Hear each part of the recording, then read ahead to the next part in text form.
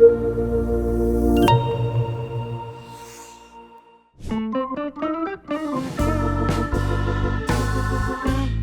eu sou a Aline Dalroy e esse é o podcast É Verdades.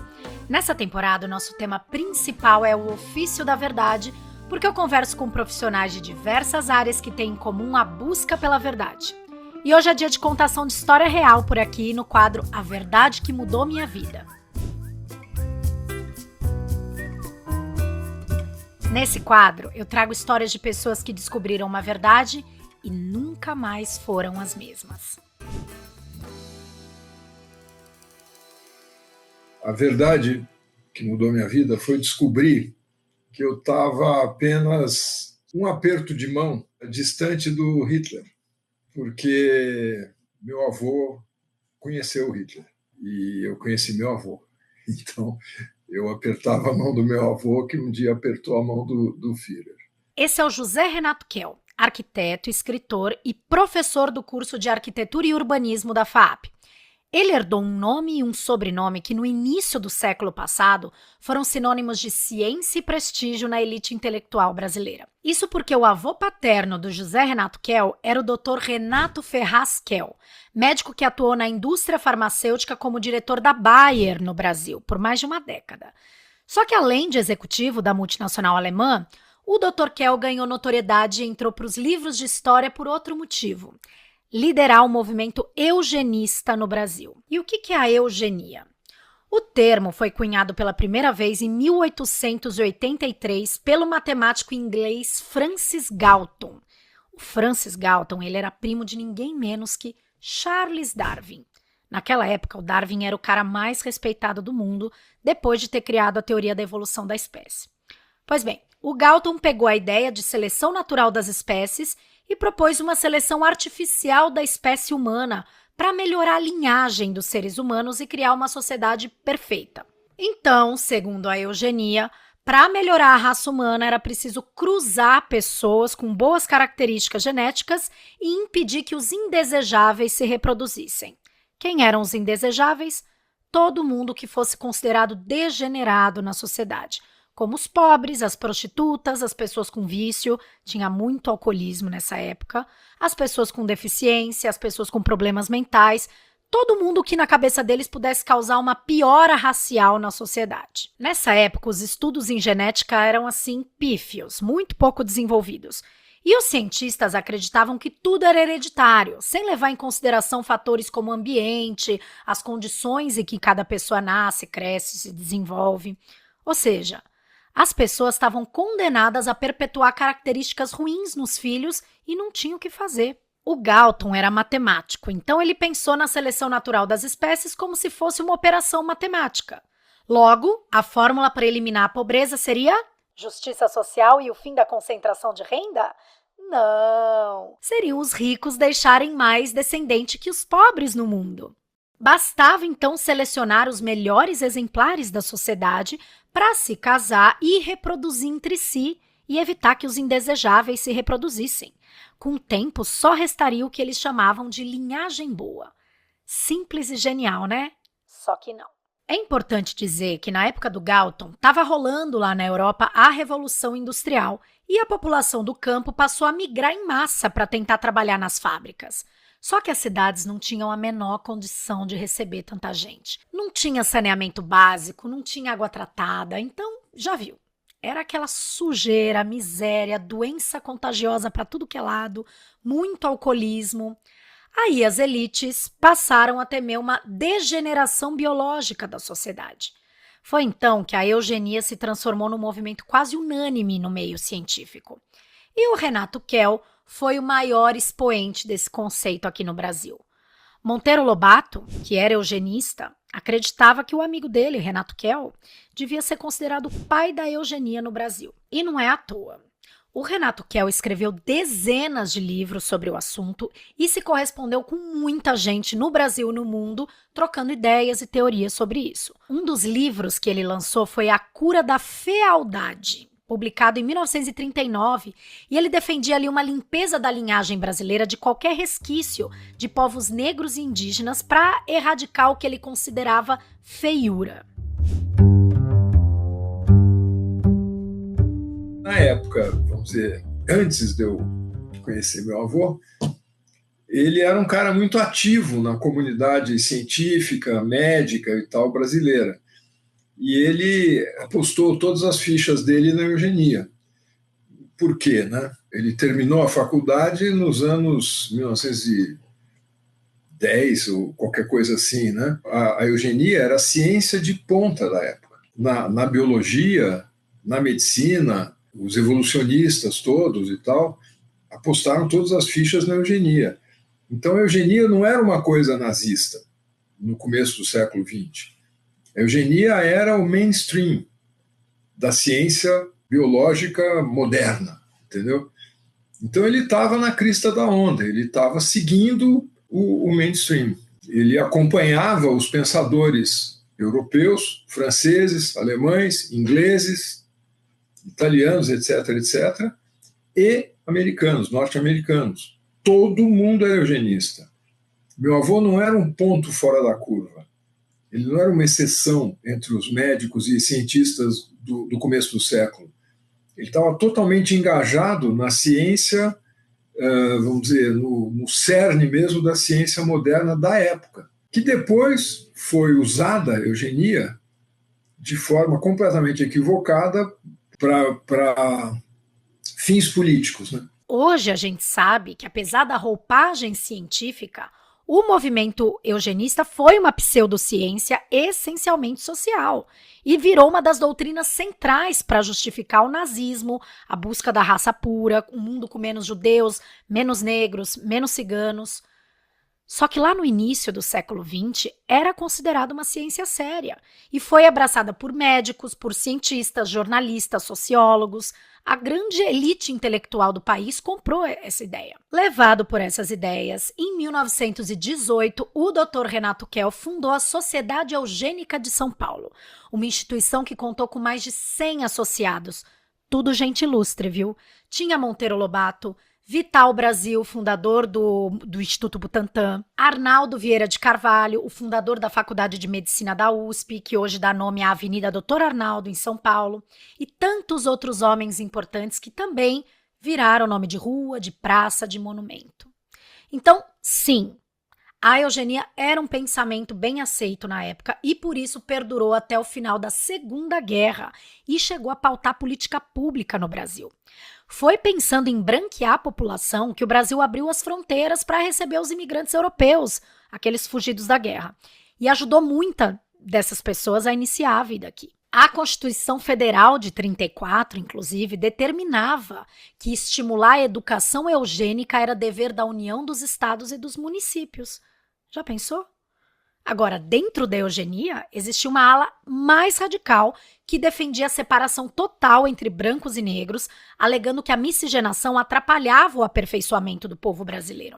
Quem era eugenista raiz mesmo, defendia até a esterilização de pessoas negras e indígenas. Agora imagina você descobrindo que o seu avô era o papa dessa ala mais radical aqui no Brasil. Foi o que rolou com o José Renato. Meu avô foi mais famoso do que eu imaginava. Eu não sabia que ele era famoso. Porque vovô era vovô, ele estava lá em casa. E eu conheci meu avô quando ele já era aposentado. Mas vovô era aquele sujeito, um sujeito inteiramente metódico, totalmente com mania de limpeza, toque, né, no mais alto grau. A gente nem sabia o que era isso nos anos 60, 70, que meu avô faleceu em 73. Né? Então, assim, a gente... Não existia ainda esse termo, né, transtorno obsessivo-compulsivo, mas ele certamente tinha isso. Tá? Por conta disso, ele era um cara muito chato, que ele tomava uma dose de uísque religiosamente todo dia às 5 horas da tarde. E ele não tomava porque ele gostava de uísque, ele tomava porque era profilático, fazia bem para a saúde tomar uma dose de uísque todo dia. Então ele enchia o copo de uísque e ele ia tomando os goles olhando no relógio, você acredita, Aline? Ele olhava no relógio, tomava um gole. Dava 1 minuto, ele tomava outro gole. Dava 1 minuto, ele tomava... Então, assim, era o cara totalmente metódico e tal, e completamente obcecado com saúde, higiene e tal. Um dos motivos é que ele perdeu um filho. para uma septicemia. O meu único tio do lado do meu pai, irmão do meu pai, que era mais velho que o meu pai, teve um furúnculo, não tratou direito o furúnculo e morreu. Um furúnculo. Tá? Infeccionou, né? Não existia penicilina ainda, foi antes da guerra, da Segunda Guerra, quando foi criada a penicilina, e ele morreu de infecção. E meu avô se culpou o resto da vida por ter negligenciado o negócio e não ter tratado o furúnculo quanto dava, né? Então, assim, quem é que vai julgar, né? O Renato, né? Tem um monte de gente que fala, ele seria sei lá, um eugenista, é a pior acusação que você pode fazer, né?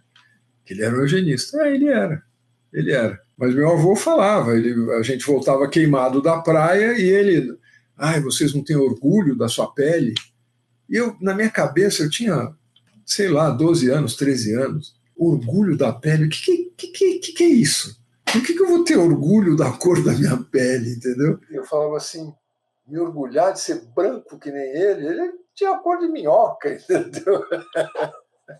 Como é que eu vou me orgulhar de ser branco que nem ele? Eu gosto de estar bronzeado, né? Eu gostava de voltar queimadinho da praia.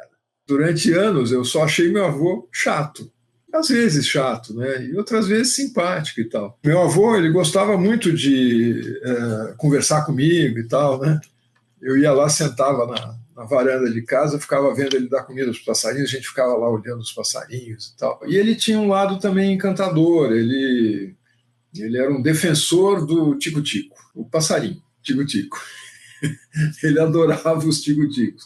E a gente morava numa casa em Pinheiros, e ele dizia que o tico-tico era o pássaro brasileiro por excelência, porque tinha em todo o Brasil e tal. E ele amava os tico-ticos que voavam lá, tinha uns pinheiros na casa e tal.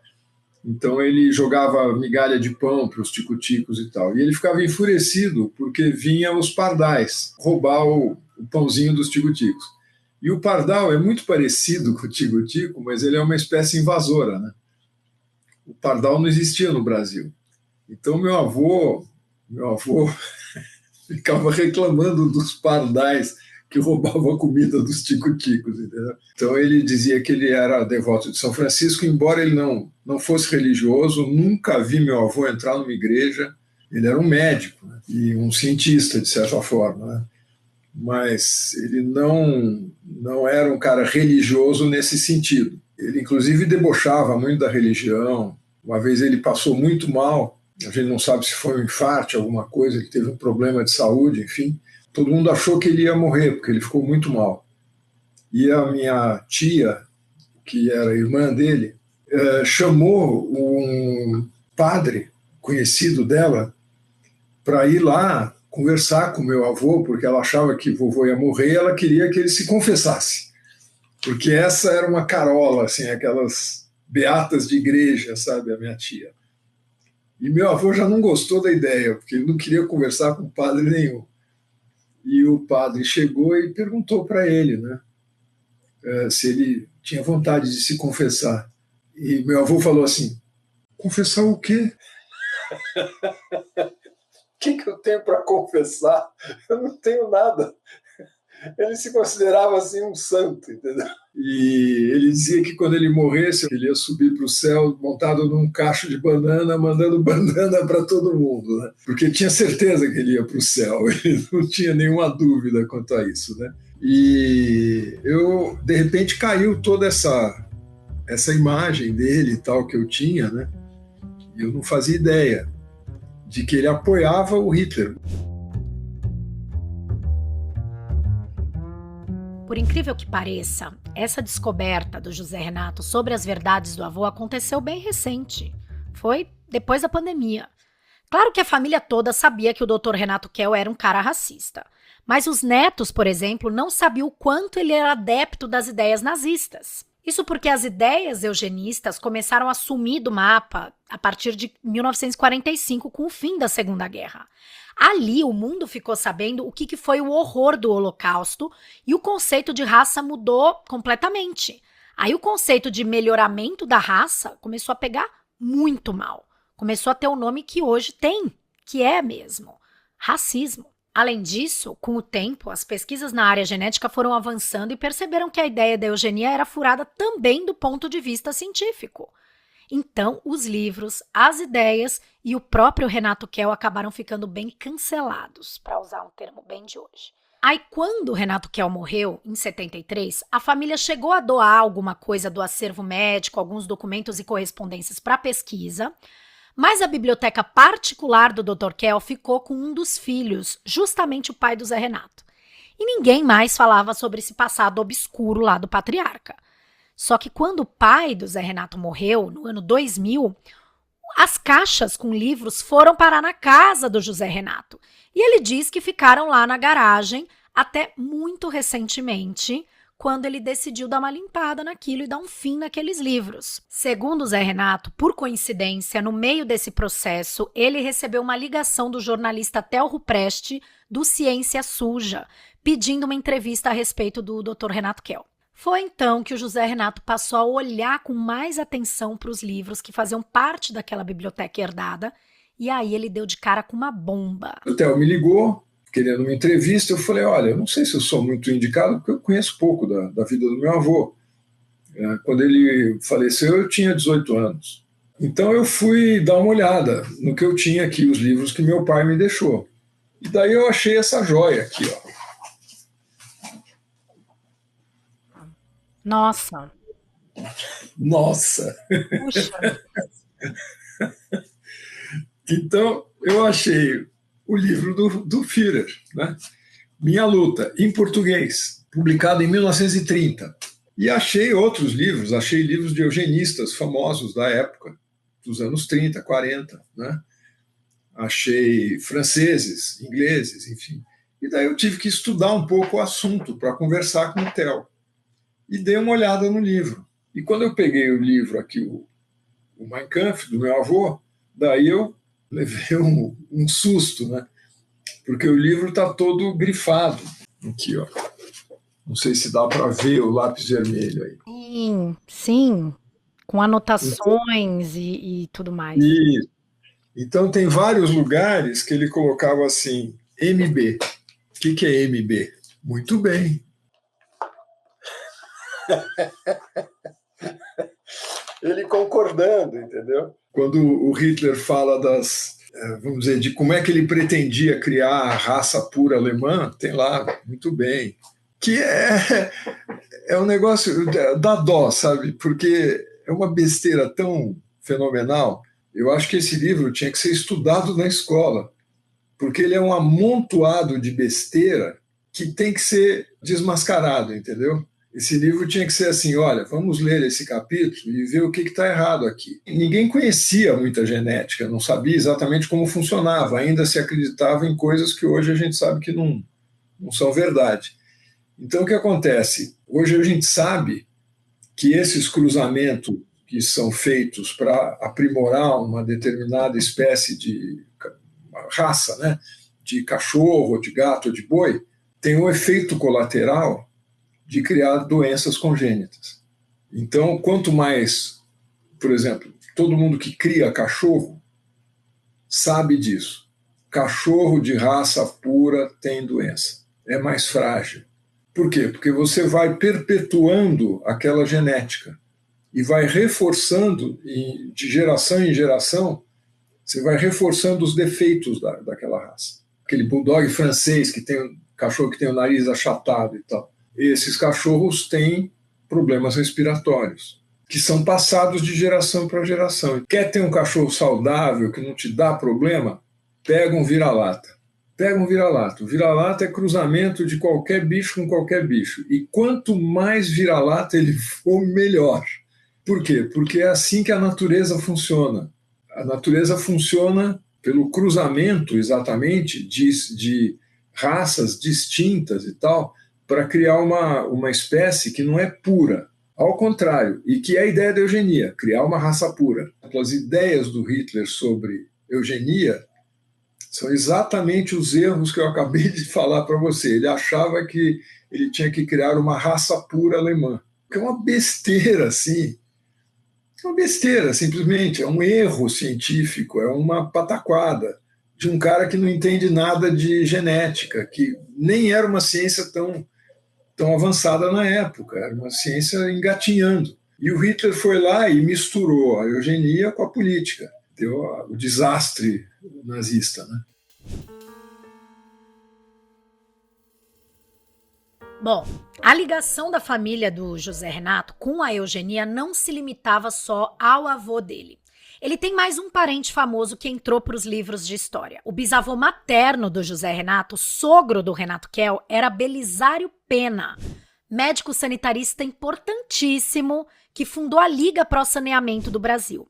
O movimento sanitarista no início do século passado, ele queria resolver os problemas de higiene e saúde pública do país.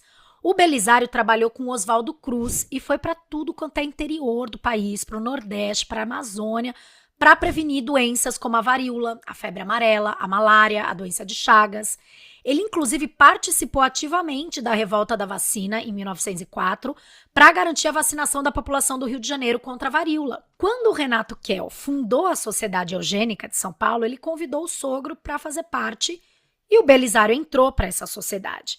Então, claro, ele devia concordar com alguma ideia eugenista, mas o curioso é que ele tinha vários embates com o genro, porque ele achava que o problema do país não era tanto a mestiçagem das raças, mas sim o analfabetismo, a falta de higiene, a precariedade das condições sanitárias da população. E, de fato, dentro da eugenia brasileira, existia uma ala mais radical e uma ala menos radical que achava a miscigenação do país até positiva. Só que era um positivo bem racista também, porque acreditava que, ao longo das gerações, a miscigenação ia embranquecendo a população e apagando qualquer traço negro ou indígena. Um dos defensores dessa tese, que eles chamam de branda, era o Roquete Pinto. Sabe aquele que fundou a primeira emissora oficial de rádio no país?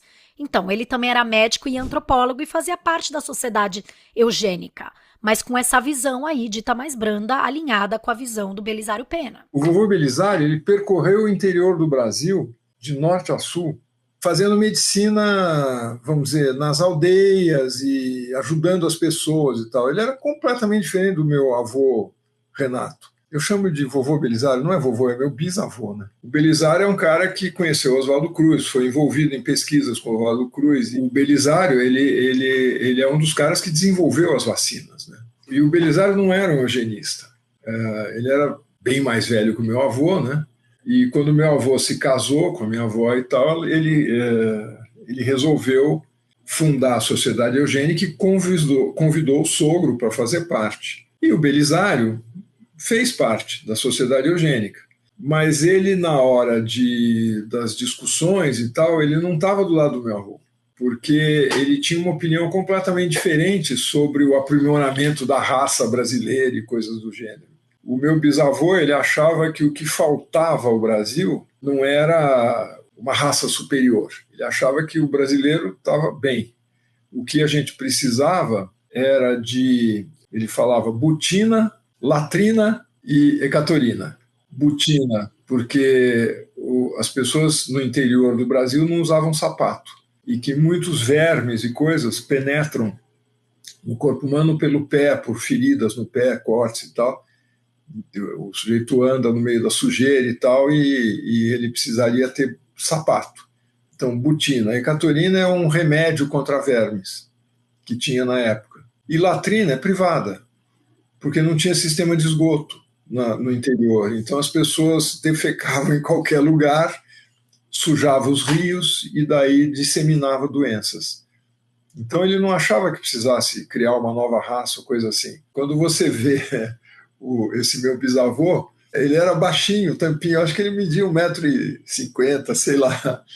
Ele era um tampinho assim, com cara de... certamente ele era já filho de mestiços e tal, né? Lá para trás, na nossa árvore genealógica, a gente tem índios, né? Que vão até, sei lá, 1550, por aí, tem origens indígenas, né? Então, ele era um cara, vamos dizer, com uma outra ideia de eugenia. coisa da eugenia foi ficando cada vez mais sombria à medida que o nazismo se fortalecia. Em 1939, antes de estourar a Segunda Guerra Mundial, o Renato Kell chegou a integrar uma comitiva de homens notáveis, eugenistas brasileiros, que foi convidada para conhecer a Alemanha nazista. E foi essa viagem uma das poucas coisas que o pai do José Renato falou para ele sobre a atuação profissional do avô. A única coisa que eu ouvi meu pai dizer foi o seguinte: olha, seu avô conheceu o Hitler, era ministro da Saúde, eu acho, lá, tinha um sobrenome italiano, é engraçado, Conte, né? Mas ele era austríaco, esse cara. Conheceu esse ministro e tal, e achou que o Hitler era louco. E voltou para o Brasil, não aceitou o emprego de diretor da Bayer na Alemanha, a gente não sabe por quê, mas meu pai nunca disse, falou que ele achou que o Hitler era louco, ele foi embora da Alemanha e nunca mais voltou lá. Ele chegando no Brasil de volta, ele foi demitido da Bayer no Brasil. Daí a Fontoura, que fazia Biotônico Fontoura, fazia uns remédios e tal, uma pequena indústria farmacêutica brasileira, convidou ele para dirigir a Fontoura e ele recusou. Talvez por orgulho, falar, não, eu já fui diretor da Bayer, não vou aceitar um trabalho numa empresa pequenininha como essa e tal. E daí ele se aposentou, ficou escrevendo artigos o resto da vida. Em 50 anos ele estava aposentado. Mas foi uma aposentadoria, vamos dizer, voluntária. Ele resolveu se aposentar. Isso foi tudo que eu soube do meu pai. E meu pai nunca falou das ideias do meu avô. Nunca. Por quê? Meu pai é de uma outra geração, né? E ele viu o horror nazista, né? Meu pai era criança quando... meu pai tinha nascido em 1925. Em 45, né, quando acabou a guerra, ele tinha 20 anos. E daí vieram as notícias sobre a Alemanha nazista. Então, meu pai entendeu perfeitamente o que aconteceu lá, né? Ele já era um adulto formado e tal. Então, meu pai talvez se envergonhasse disso, não sei, mas ele também nunca demonstrou isso, tá? Mas eu não me envergonho, eu acho que a gente tem que falar dessas coisas, entendeu? Por que eu vou ter vergonha do meu avô?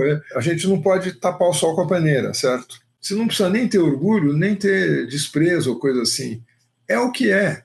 O meu avô é fruto da sua época. Eu não sinto que seja uma coisa vergonhosa eu ter esse avô. Ele fez o melhor que ele pôde, dentro do universo que ele vivia, da ciência que existia na época. Ele acreditou numa coisa que estava errada. Quem nunca, né?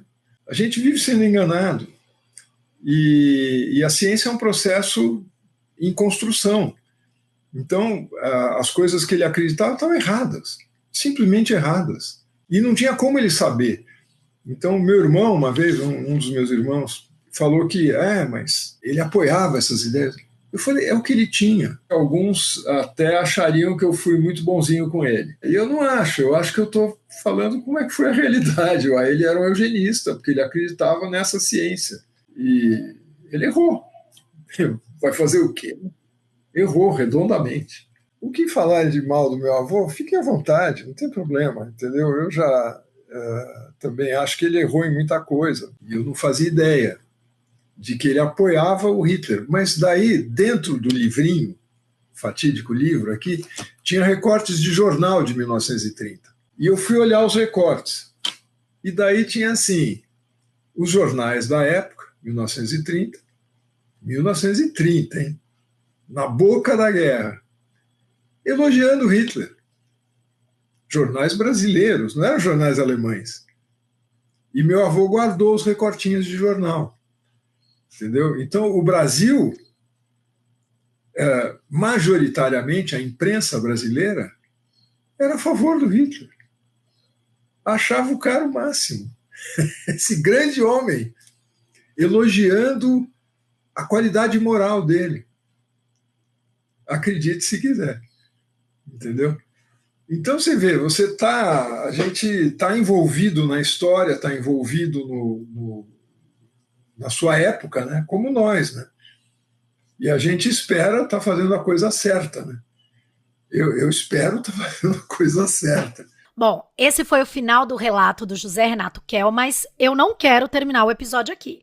Assim como o Zé Renato, eu também quero fazer a coisa certa e por isso Por se tratar de um tema tão perigoso, porque o discurso da eugenia e do racismo científico vira e mexe e voltam à baila, e hoje, com a ascensão da extrema-direita no mundo, essa discussão é tão importante, eu resolvi procurar uma pessoa que estudasse o tema da eugenia a fundo e encontrei a historiadora e professora adjunta da Eastern Washington University. A Pietra Diwan estuda esse tema há 30 anos e no livro dela, Raça Pura, uma história da eugenia no Brasil e no mundo, ela traz à tona documentos doados pela família Kell para Fiocruz e, inclusive, ela achou cartas do Kell e do Monteiro Lobato falando sobre eugenia. Oi, Pietra, bem-vinda ao É Verdades. Eu queria entender contigo o seguinte: o Renato Kell não conseguiu adesão para aplicar a eugenia radical aqui no Brasil. Nos Estados Unidos, por exemplo, o movimento eugenista aprovou leis de esterilização forçada de milhares de mulheres pobres, mulheres negras, latinas, indígenas com deficiência. Na Alemanha, a eugenia pautou a busca pela raça pura ariana. Então, pensando nisso, dá para dizer que o movimento eugenista no Brasil foi mais brando? O que colou aqui foi mesmo a eugenia higienista, defendida lá pelo Belisário Pena, pelo Roquete Pinto? Há uma divisão aí na academia que acredita que existe uma eugenia branda. Existe essa linha que acredita que a eugenia no Brasil foi mais branda porque ela não esterilizou. A minha pergunta é: existe racismo brando? Como é que você responde uma questão dessa? Quer dizer, quando você percebe ou você acredita numa teoria que um grupo de pessoas vale menos, a vida dessas pessoas não tem o mesmo valor do que a vida de pessoas que estão numa classe média alta, produtiva. Quando você coloca valor na vida das pessoas, existe uma forma de você abrandar a violência, que pode não ser uma violência direta. Muitas vezes, e no Brasil, a gente vê que essa violência é uma violência, às vezes ela é direta, porque a gente vê violência policial, a gente vê feminicídio, a gente vê violência com grupos queer, povos originários, os grupos indígenas brasileiros, a gente vê, e é sucessivamente anos e décadas e séculos após séculos. Então é que a gente não para pensar racionalmente como essas dinâmicas elas se desenvolveram. Então no Brasil, realmente, o Renato Kell, ele era muito alinhado com as ideias eugenistas, não só da Europa, mas também as ideias eugenistas dos Estados Unidos. Então, ele tinha muitas afinidades com o movimento francês, mas ele se correspondia com pessoas na Alemanha, se correspondia com pessoas na Inglaterra e nos Estados Unidos. A ficha e o acervo de correspondências dele é incrível. É um material fantástico para se pesquisar e ainda não está completamente explorado. E, de fato, esse acervo foi doado pela família Kell. E aí a gente entra naquela questão, o quanto a família Kell sabia, ou quanto a família Kell era contra ou a favor o que o Renato Ferraz Kell estava fazendo. Então, se a gente pensar, o Renato Kell casou com a Eunice. A Eunice era filha do Belisário Pena. O Belisário Pena é aquele higienista famoso que fez a viagem pelo Brasil e disse: o Brasil é um grande hospital. Então, o Belisário Pena, considerado um higienista na época, a gente pode dizer, ele não era eugenista, muitas pessoas dizem. No entanto, toda a política higienista foi cruzada por esse conceito de que algumas pessoas valiam mais e outras menos. A ideia de que o Brasil é um país diverso e múltiplo era aceita pelos higienistas. Parte dos eugenistas também acreditava que o Brasil era um país diverso. Então, não era favorável a também uma raça pura, mas isso não isenta essas pessoas de terem afinidades com o pensamento eugênico. Mas esse não era o pensamento dominante da época? Assim, não era fácil para as pessoas embarcarem nessas ideias, tendo tantos cientistas, intelectuais, dizendo que esse era o certo a se pensar? Você deve também estar familiarizada com todo o debate em volta à questão de se o Monteiro Lobato é racista ou não é racista, se o Monteiro Lobato era eugenista ou não eugenista. Estou cansada dessa pauta. Uma cansada, assim, porque você vê não só acadêmicos, políticos, todo mundo se apega ao Monteiro Lobato como se o Monteiro Lobato fosse, assim, intocável. E falar, ele era fruto do tempo dele, era o que todo mundo estava pensando. Mas não era o que todo mundo estava pensando. Como assim? Essa falácia de que era o que todo mundo está pensando era o que talvez a maioria das pessoas estivesse pensando, era talvez o que os brancos, homens, cientistas, em posições de poder estavam pensando. Não é o que o povo pensava. Ninguém está negando ou querendo cancelar ninguém, porque o Lobato é um escritor muito bom, e a contribuição dele para a história da literatura infantil, ela é indiscutível. Ninguém pode tirar esse mérito, mas a gente não pode tirar e apagar as contradições de um autor, porque são contradições inerentes àquele ser que viveu naquele momento. Ele fez essas alianças, ele era amigo pessoal do Kell, eles trocaram correspondências, o Lobato elogiou o trabalho do Kell, e o Kell do Lobato, quando ele escreveu O Presidente Negro, que é uma obra escandalosa, que nem os editores americanos quiseram publicar, de tão escandalosa e segregacionista que é. E a gente ainda tenta passar pano, entende? É uma oportunidade para a gente fazer as pazes com o passado. O passar pano, fazer de conta de que não aconteceu, ou que não foi tão grave assim, é um dano para a nossa história, para a construção da nossa cidadania. Porque se a gente não consegue discernir o que é certo e o que é errado, como é que a gente vai poder escolher um candidato se ele é certo ou se é errado? Se dizer se foi golpe ou se não foi golpe? Entende? Então, olhar para o passado e rever e chamar as coisas pelo nome que elas têm é muito importante, é essencial para a história e para a construção da nossa identidade. E assim chegamos ao final desse episódio com a história do José Renato Kell no quadro A Verdade que Mudou Minha Vida. Muito obrigada por ficar comigo até esse finalzinho aqui. E se você também tem uma verdade que mudou sua vida, conta pra mim no e-mail pauta@everdades.com.br. O podcast É Verdades tem episódios inéditos toda quinta às 11 da manhã na Rádio Mega Brasil Online, no YouTube da Rádio Mega Brasil e nos aplicativos de áudio. Quer encontrar mais verdades escondidas e curiosidades bem apuradas?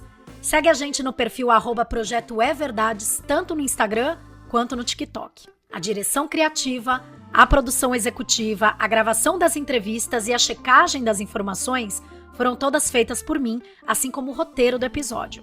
Já a edição é do Vitor Rocha. Hoje eu fico por aqui, um beijo e até o próximo episódio.